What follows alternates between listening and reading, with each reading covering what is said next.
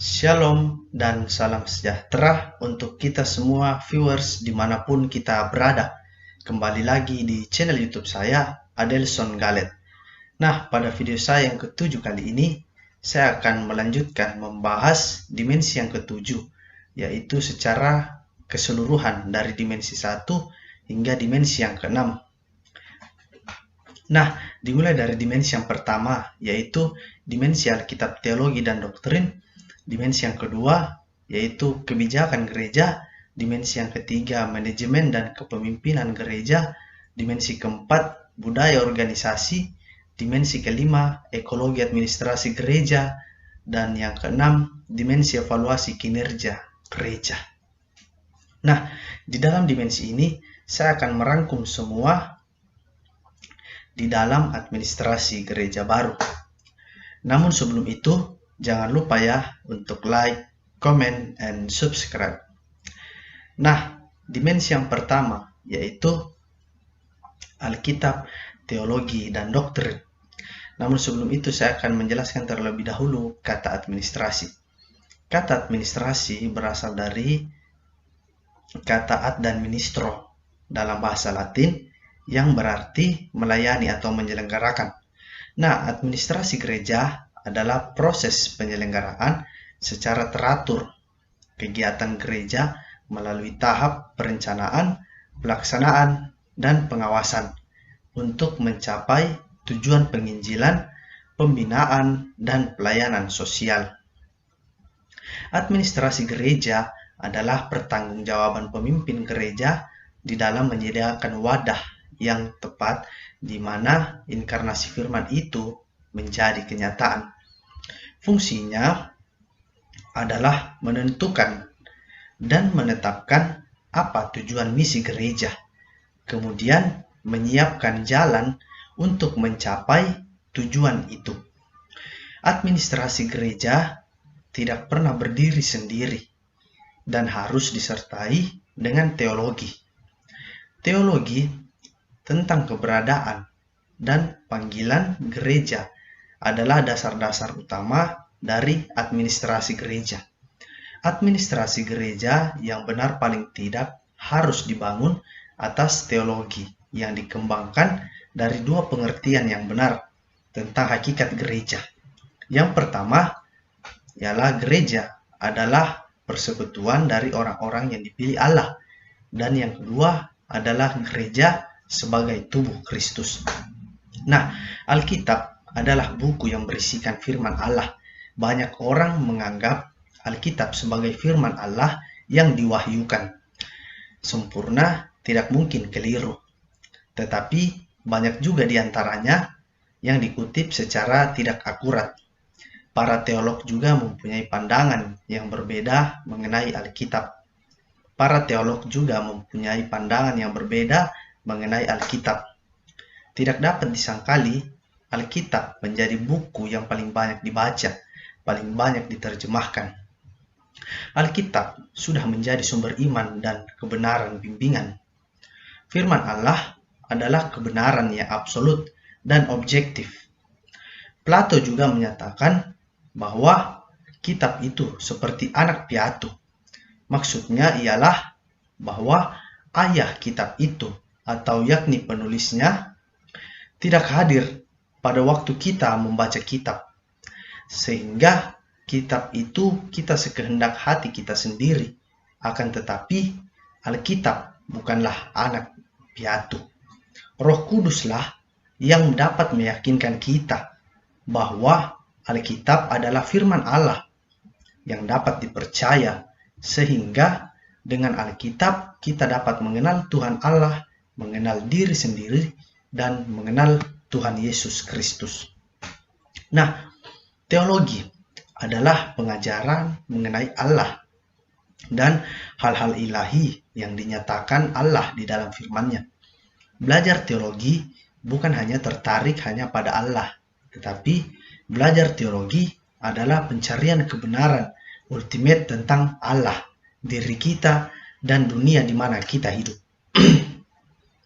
Secara etimologi, kata teologi berasal dari bahasa Yunani yang terdiri dari dua suku kata, yaitu theos dan logos.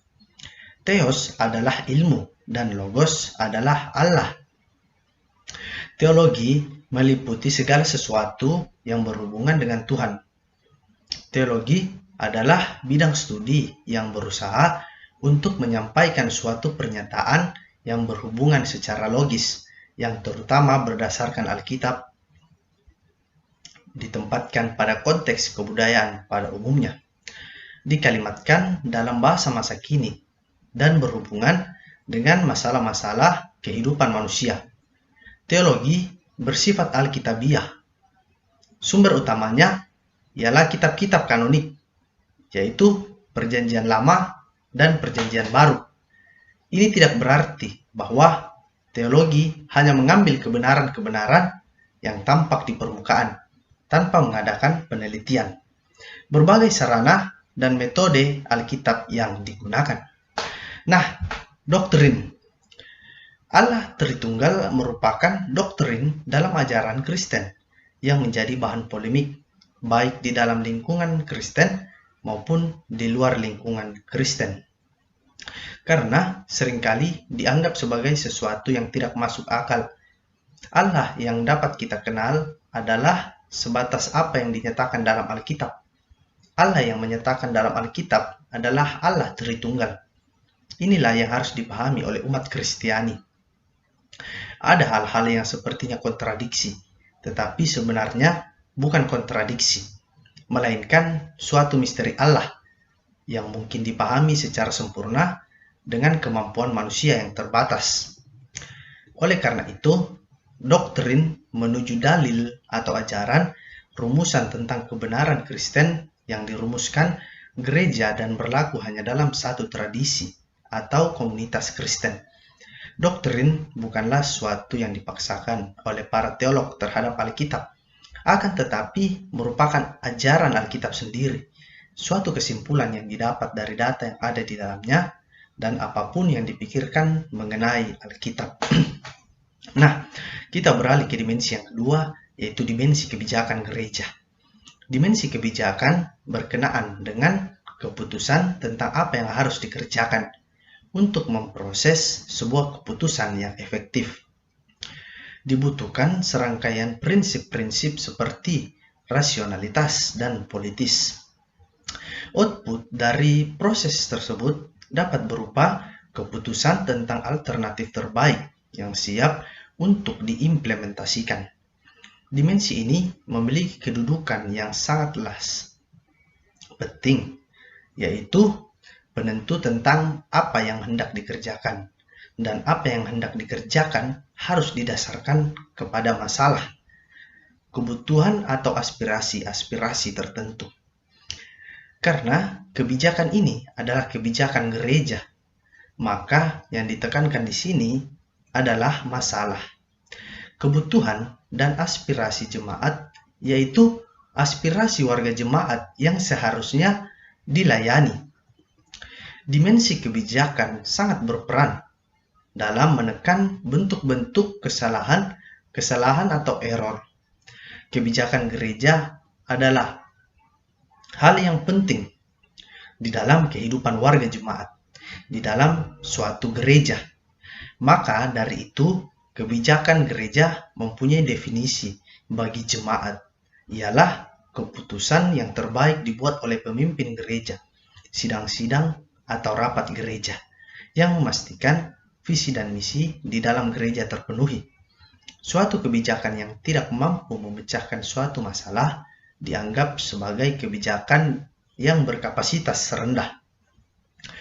Kebijakan yang berkapasitas rendah ini perlu ditingkatkan kemampuannya melalui mekanisme yang lebih rasional, dengan data yang lebih lengkap dan terpercaya, dan melibatkan warga jemaat di dalam proses pembuatan suatu kebijakan. Untuk memproses suatu keputusan atau sebuah keputusan yang benar tidak terlepas dari serangkaian prinsip yang mengacu kepada rasionalitas dan politik. Maka dalam hal ini perlu adanya dimensi kebijakan, yakni pengambilan keputusan tentang apa yang harus dikerjakan dan menerapkan prinsip-prinsip manajemen Ada 3 jenis kesalahan yang sering dibuat oleh analis kebijakan, yaitu dikenal dengan tipe 1, yaitu tidak membantu mereka yang seharusnya dibantu. Tipe yang kedua, yaitu membantu mereka yang seharusnya tidak dibantu. Tipe yang ketiga, yaitu membantu karena ada kepentingan tertentu di luar kepentingan kaum miskin. Istilah kebijakan sering dipakai sebagai serangkaian alternatif yang siap dipilih berdasarkan prinsip-prinsip tertentu. Sedangkan istilah kebijaksanaan sering dipakai sebagai suatu keputusan yang memperbolehkan sesuatu yang sebenarnya dilarang atau sebaliknya. Berdasarkan alasan-alasan tertentu seperti pertimbangan kemanusiaan dan keadaan gawat, Greiser mengatakan bahwa kebijakan atau polisi dapat dipandang dari perspektif filosofis, produk, proses, dan kerangka kerja sebagai suatu konsep filosofis. Nah, kebijakan dipandang sebagai serangkaian prinsip atau kondisi yang diinginkan. Sebagai suatu produk, kebijakan diartikan sebagai serangkaian kesimpulan atau rekomendasi. Sebagai suatu proses, kebijakan menunjuk pada cara di mana melalui cara suatu organisasi dapat mengetahui apa yang diharapkan darinya, yaitu program dan mekanisme di dalam mencapai produknya. Sebagai serangkaian kerja, kebijakan merupakan suatu proses tawar-menawar dan negosiasi untuk merumuskan isu-isu dan metode-metode implementasinya. Begitu banyaknya istilah kebijakan publik, terkesan tidak seragam, namun kebijakan dapat dibedakan atas yang pertama, bentuk regulatori, yaitu mengatur perilaku orang. Yang kedua, bentuk redistributif, yaitu mendistribusikan kembali kekayaan yang ada, atau mengambil kekayaan dari yang kaya lalu memberikannya kepada yang miskin. Yang ketiga, bentuk distributif, yaitu melakukan distribusi atau memberikan akses yang sama terhadap sumber daya tertentu. Dan yang keempat, bentuk konstituen, yaitu membantu atau menunjukkan untuk melindungi negara. Sedangkan menurut Jackie Wilson yang dikutip dari Peterson tahun 2003, tipe kebijakan terdiri atas pertama, tipe mayoritarian, yaitu kecenderungan mendistribusikan biaya sekaligus mendistribusikan manfaat. Contoh, masyarakat umum membayar biaya sosial security dan begitu banyak masyarakat yang pensiun menerimanya. Yang kedua, tipe entrepreneurial, kecenderungan mengkonsentrasikan atau membebani biaya pada sekelompok saja, tetapi kegunaan dinikmati secara luas. Yang ketiga, tipe klien, yaitu membebani masyarakat luas melalui subsidi, yang kemudian dinikmati oleh segelintir orang saja. Yang keempat, tipe interest group, yaitu mengupayakan biaya dan hasil atau memanfaatkan pada kelompok tertentu saja, seperti kompetisi. Nah, paradigma welfare economics yaitu mengajarkan bahwa dalam memilih suatu alternatif kebijakan, kita harus terlebih dahulu menghitung untung ruginya, dilihat dari sisi atau nilai-nilai ekonomis. Paradigma public choice yaitu menyarankan agar di dalam memilih alternatif kebijakan, keputusan publik atau lembaga yang mengatasnamakan atau mewakili publik harus diutamakan. Paradigma struktur yaitu memberikan arahan bahwa dalam memilih alternatif harus memperhitungkan kepentingan dari berbagai lapisan masyarakat yang ada, termasuk apa yang dinikmati mereka atau sebaliknya dampak yang menimpa mereka. Paradigma information processing yaitu menyarankan agar di dalam memilih suatu alternatif kebijakan, informasi dan data yang dibutuhkan harus diteliti tingkat kualitasnya dan diproses serta dianalisis secara benar dan disimpulkan secara tepat. Nah, berikut unsur-unsur pembentuk gereja, kebijakan di dalam gereja, yaitu masalah cenderung hadir sebagai situasi problematis, gejala adanya situasi asimetris atau tidak sesuai yang diharapkan, kebutuhan lebih merupakan prasyarat yang harus ada di dalam konteks operasional, aspirasi cenderung pada gagasan ideal yang terpikirkan. Definisi kebijakan gereja yaitu keputusan terbaik yang dibuat oleh pemimpin gereja, sidang-sidang atau rapat gerejawi dalam semua level yang memastikan visi dan misi gereja terpenuhi. Keputusan terbaik yang dibuat oleh pemimpin gereja pada semua level dalam rangka memastikan bahwa kebutuhan jasmani dan spiritual jemaat terpenuhi. Apa yang sudah diputuskan oleh pemimpin gereja, sidang-sidang gereja, dan rapat gerejawi dengan maksud memastikan bahwa perumpamaan gereja berlangsung model yang dikehendakinya dan menjadi support system lingkungan hidup, masyarakat, bangsa, dan negara. Yang menjadi suatu pertanyaan yaitu gereja adalah institusi yang enggan mengajukan pertanyaan, apalagi harus merumuskan pertanyaan yang tepat. Gereja yang sehat adalah gereja yang prigel atau senang mengajukan pertanyaan, dan dunialah yang menjadi jawaban-jawaban yang menantikan pertanyaan-pertanyaan. Dapat dianalisis kebijakan dan kesalahan analisis, yaitu kesalahan tipe 1, yaitu tidak memberi diakonia yang seharusnya perlu diberi, tidak membuat peraturan yang seharusnya dibuat, tidak merumuskan teologi yang seharusnya dirumuskan. Kesalahan tipe yang kedua, yaitu memberi diakonia yang seharusnya tidak perlu, membuat peraturan yang seharusnya tak dibuat, merumuskan teologi yang seharusnya tidak dirumuskan. Kesalahan tipe ketiga, yaitu memberi diakonia bukanlah keputusan yang baik. Membuat peraturan itu sendiri adalah hal yang tidak tepat. Nah, kita beralih ke dimensi yang ketiga, yaitu manajemen dan kepemimpinan gereja. Pengertian manajemen berarti proses penggunaan sumber daya secara efektif, menangani suatu urusan untuk mencapai sasaran yang diharapkan. Manajemen juga adalah ilmu dan seni di dalam perencanaan, pengorganisasian, dan pengontrolan daripada benda dan tenaga manusia untuk mencapai tujuan yang ditentukan terlebih dahulu. Kepemimpinan adalah perihal memimpin yang merupakan suatu seni, tata cara, atau kemampuan untuk membimbing, menuntun seseorang atau kelompok untuk mencapai tujuan tertentu. Dengan kata lain, kemampuan mempengaruhi, menuntun, dan membimbing seseorang atau kelompok mempunyai visi di dalam pribadinya sebagai landasan berpijak untuk mencapai cita-cita atau tujuan organisasi tersebut.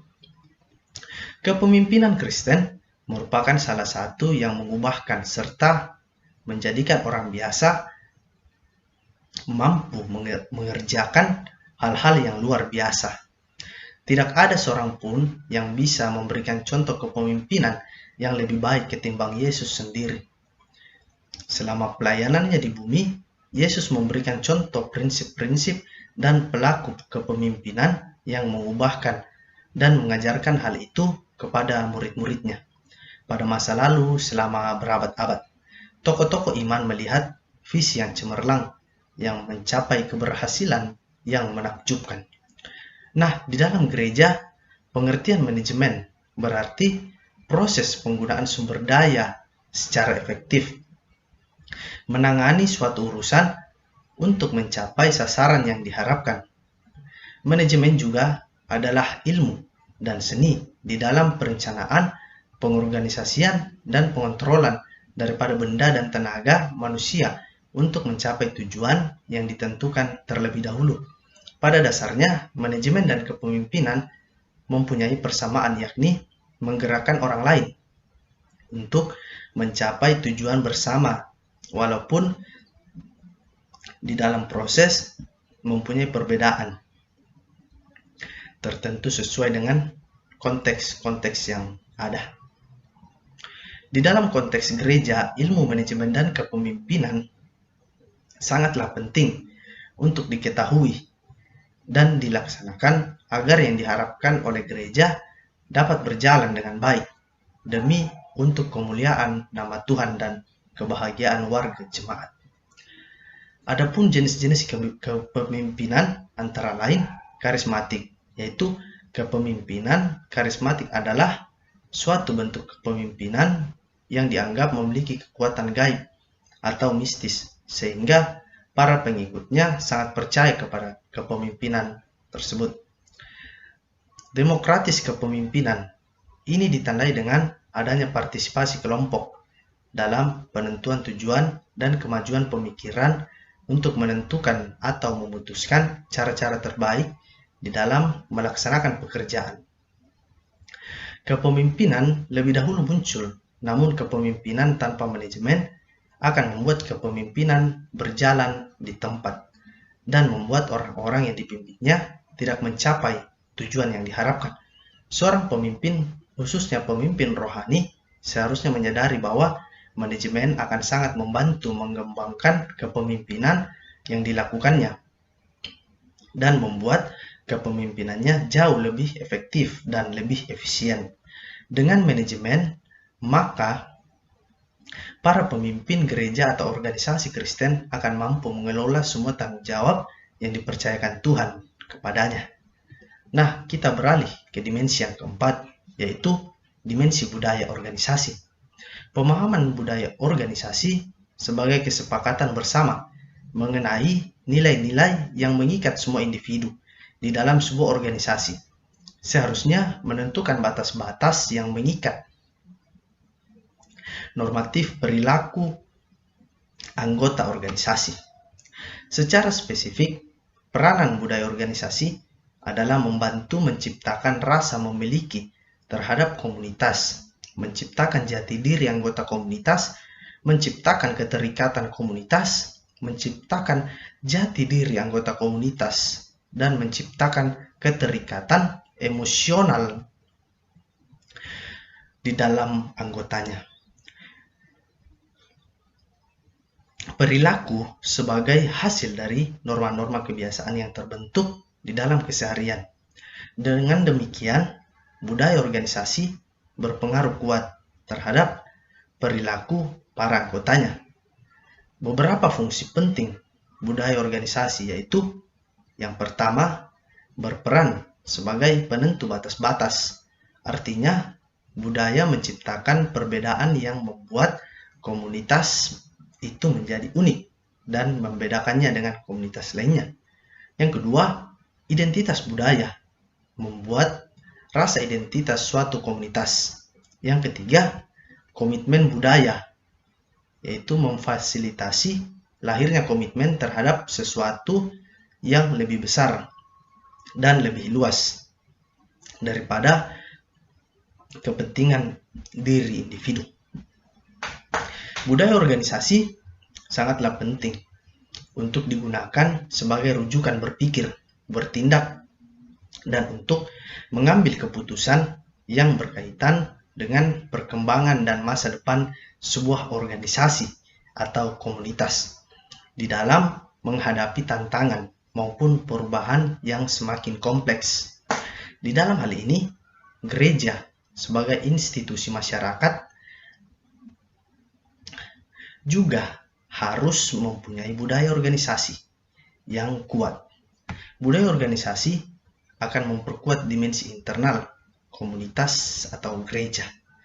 Budaya organisasi akan menciptakan dan memperkuat jati diri nilai-nilai yang dianut seorang pelayan atau pekerja atau anggota, dan terciptanya ikatan pekerja atau pelayan dengan gereja sebagai institusi membantu gereja agar lebih stabil di dalam suatu sistem sosial.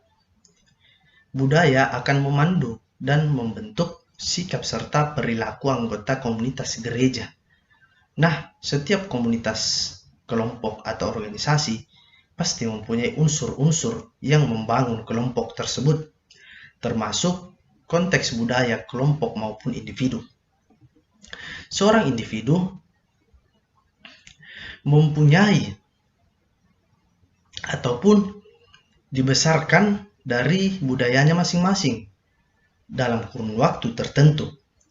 Kebiasaan dan nilai yang dibawa sejak lahir membentuk sebuah pola yang dimaksud dengan budaya masyarakat, dan hal tersebut menentukan budaya organisasinya.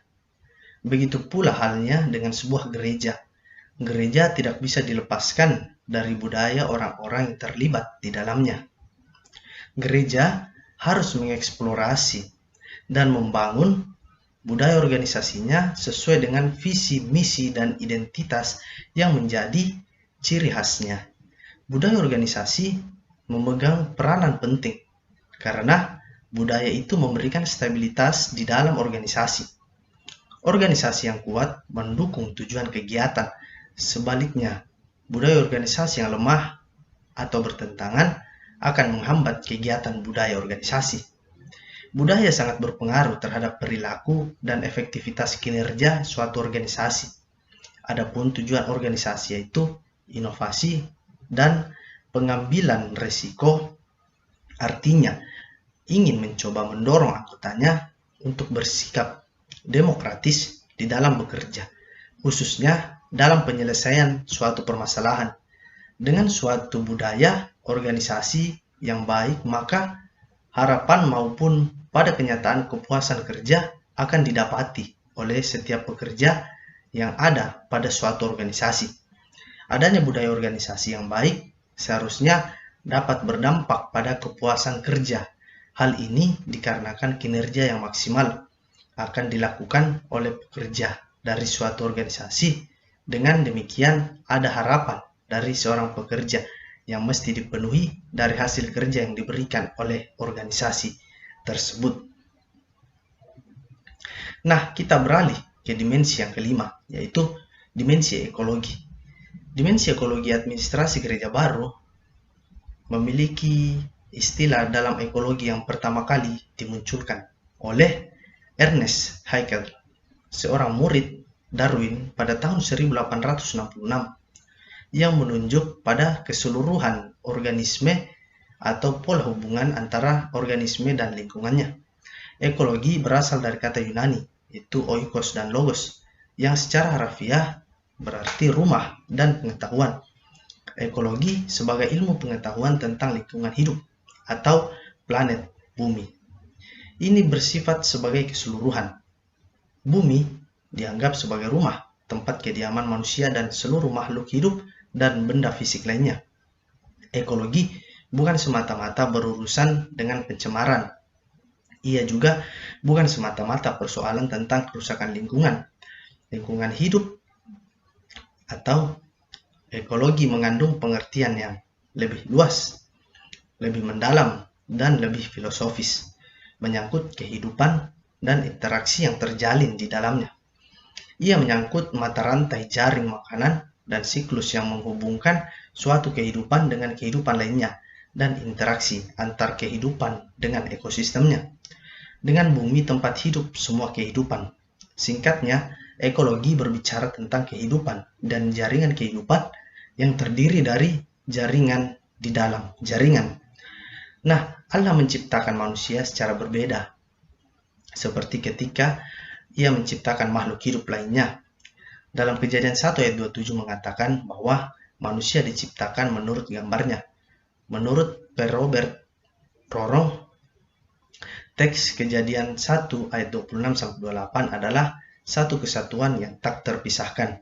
Memahami mandat penguasaan atas alam terkait dengan pemahaman tentang hakikat penciptaan manusia sebagai gambar Allah.